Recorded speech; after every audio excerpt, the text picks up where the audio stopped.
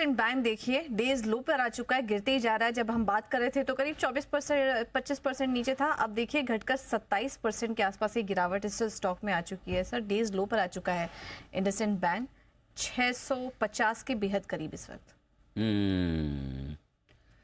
650 और गिरते जा रहा है। माय गुडनेस, गजब ही एक्शन हो रहा है। तो पूजा दो तीन चीज़ें हैं इंडसइंड बैंक को लेकर।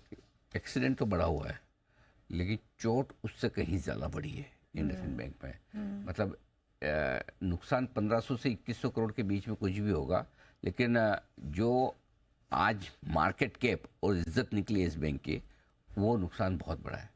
मार्केट कैप भी गया, इज्जत भी गई, दोनों चीज़ें गई। और सबसे बड़ी बात यह है कि अगर किसी भी प्रमोटर को ये लगता है कि मेरी जाके बात करने से, सफाई देने से अगर स्टॉक में रिकवरी होगी या मार्केट को कॉन्फिडेंस होगा या लोग भरोसा करेंगे, और वो नहीं होता है, वो और ज़्यादा खतरनाक बात है। तो प्रमोटर की सफाई के बावजूद बिल्कुल कहीं भी दूर दूर तक शेयरों में रिकवरी, उल्टा और गिर ही रहा है, उल्टा गिर रहा है, ये हाल है। और ये ज़्यादा चिंता की बात है किसी भी इन्वेस्टर के लिए, मार्केट के लिए, और इवन बैंक के लिए, और बैंक के मैनेजमेंट और प्रमोटर के लिए। इसका मतलब क्लियर कट है, मार्केट को कॉन्फिडेंस है नहीं, न इंडसइंड बैंक के मैनेजमेंट पे कॉन्फिडेंस है, न प्रमोटर पे कॉन्फिडेंस है, जो हिंदुजा ग्रुप है, दोनों पर कॉन्फिडेंस नहीं। ये बहुत क्लियर कट दिख रहा है, और इसी वजह से स्टॉक इतना बुरी तरह से पिटा है।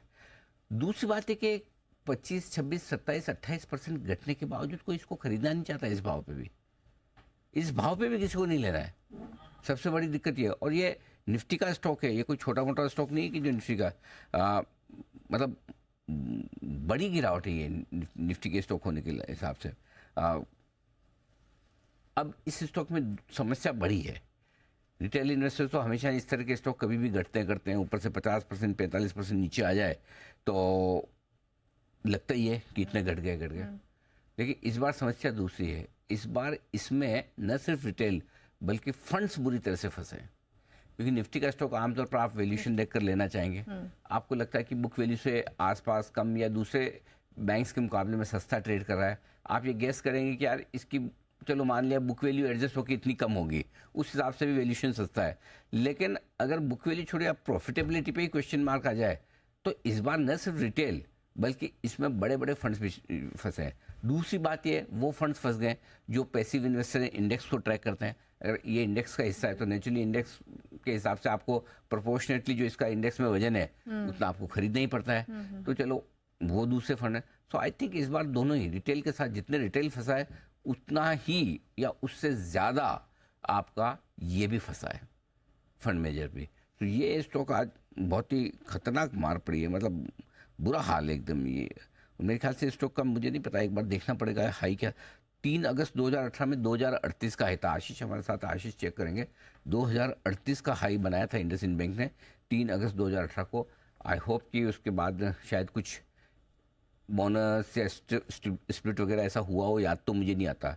तो 2000 के हाई से 600, 650 रह गया, देख लीजिए आप, ये हालत है। और एक ही साल में मेरे ख्याल से करीबन पिछले एक साल में देखें तो साल भर में भी मेरे ख्याल से काफ़ी कुछ घट। कल तो मैं देख रहा था, कल तक एक साल में 40% कुछ घटा हुआ था। आज का और गिनेंगे तो हो सकता है एक साल में भी 50% के आसपास घटा हुआ हो, तो बड़ी बात नहीं। साल भर का हाई देखिए, 52 वीक हाई क्या दिखा रहा है, एक बार जरा आप देखेंगे। जी 2 वीक हाई दिखा रहा है 1570 देख लो, तो 650 रह गया, तो बड़ी गिरावट होती हुई दिख रही है। तो इंडसइंड बैंक, बड़ा एक्सीडेंट, गांव और चोट उससे कहीं ज़्यादा बड़ी और गहरी। वक्त लगेगा बहुत भरने में, और भरेगा भी कि नहीं इसकी भी कोई गारंटी नहीं। बिल्कुल, इस पे विजय जी भी कुछ कहना चाह रहे हैं। जी विजय जी बताइए, इंडसइंड बैंक पर क्या व्यू बन रहा है आपका? देखिए, व्यू मैं अपना पहले बता चुका हूँ पूजा। मेरा ये कहना है कि जब एक प्रोफेशनली रन बैंक होता है तो मुझे लगता है प्रमोटर्स को नहीं आना चाहिए।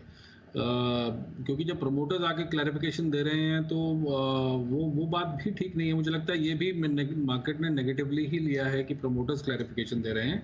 जब भी कोई बड़ा बैंक, निफ्टी का बैंक है, तो जब प्रोफेशनली रन है तो फिर प्रोफेशनल्स को जवाब देना चाहिए। तो मुझे तो ये भी डर है कि ये और ज़्यादा यहाँ से 100, 150, 200 रुपए और ना निकल जाए। क्योंकि बैंकिंग जो है वो ट्रस्ट बिजनेस है। आप चाहे इतने बड़े फंड्स इसके अंदर हैं, DIIs हैं, FIIs हैं, बहुत अच्छी खासी होल्डिंग है। अनिल जी ने बिल्कुल ठीक कहा कि बहुत सारे फंड्स इस बार फंस गए, तो सारा ट्रस्ट हिल जाता है। और मुझे डर है कहीं एक दूसरा यस बैंक तो तैयार नहीं कर रहे हैं हम लोग, मार्केट में यस बैंक तो नहीं देखने वाले, तो बहुत ही गलत हुआ है। और मुझे लगता है ऐसे बैंक्स में जहाँ प्रोफेशनली रन मैनेजमेंट होती है तो वहाँ पे प्रमोटर्स को नहीं आना चाहिए। बिल्कुल, तो ये है इंडसइंड